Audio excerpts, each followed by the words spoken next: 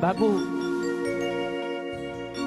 રાતનો 1:30-2 વાગવા આવ્યા, પરંતુ આ આખું મેદાન ખીચોખીચ ભરેલું છે. મને લાગે છે આ વર્લ્ડમાં પહેલો રેકોર્ડ એવો છે કે વાડીનાથ મહાદેવમાં 1 વાગ્યા સુધી આટલો માનવ મેરામણ હજુ અહીંયા ઉપસ્થિત છે. એટલા માટે ગાવાનું મન થાય.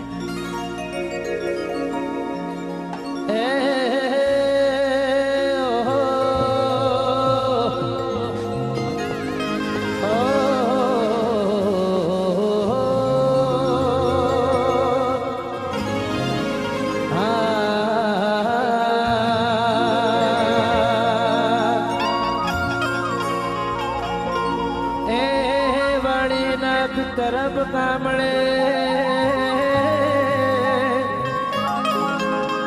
એ મારા જોગીના આશીર્વાદ મારી નાતને ઉજળી નાત ગંગાના એ આશીર્વાદ આલો મારા વાડીનાથ મહાદેવ મારો રામ. એટલા માટે ગાવાનું મન થાય. હલ હલ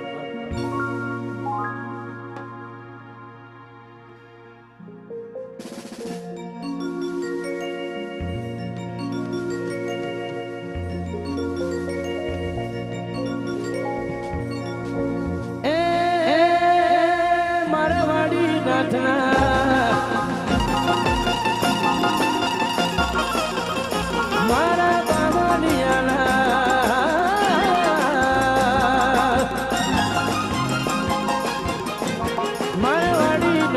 મઢડે હો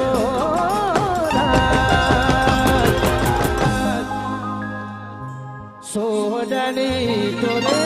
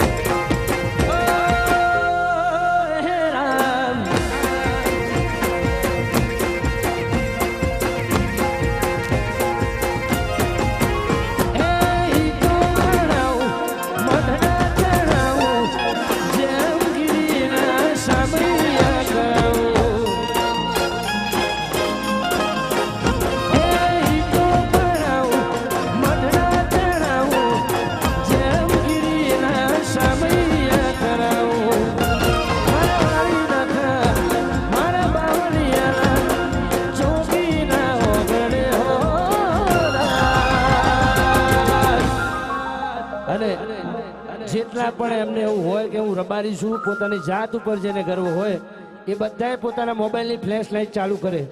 જે વાડીનાથ મહાદેવને માનતા હોય અને જેને એવું હોય કે રબારીના ખોડીએ આપણે અવતાર લીધો છે, તો દરેકને વિનંતી કે પોતાના મોબાઈલની એકવાર ફ્લેશ લાઇટ ચાલુ કરે. અને જેવું આ હું ગીત ઉપાડું સાહેબ, આજે તો નરેન્દ્ર મોદી સાહેબ અહીંયા આવી ગયા. દિલ્હીના દરવાજા સુધી વાડીનાથ મહાદેવનો નાદ ગુંજી ઉઠ્યો છે. એટલે આ સમાજનો ફટકારો કોઈ દિવસ મોડો હોવો જ ના જોઈએ. મેં બાપુ પહેલા કીધું હતું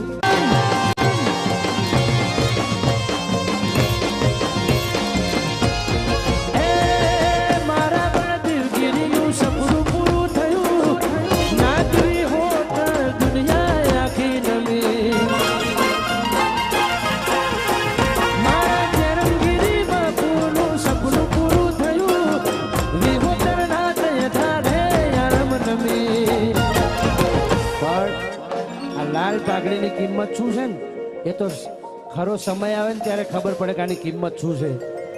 આપણી ઓગળી પસંદની ને આપણા પહેરવેશની કિંમત શું છે ને, એ તો સાહેબ 1000 વચ્ચે મારો રબારી હેડ્યો આવતો ને તો ખાલી એનું કપાળ કહી આલે કે નાતી હોતનું છોકરું છે.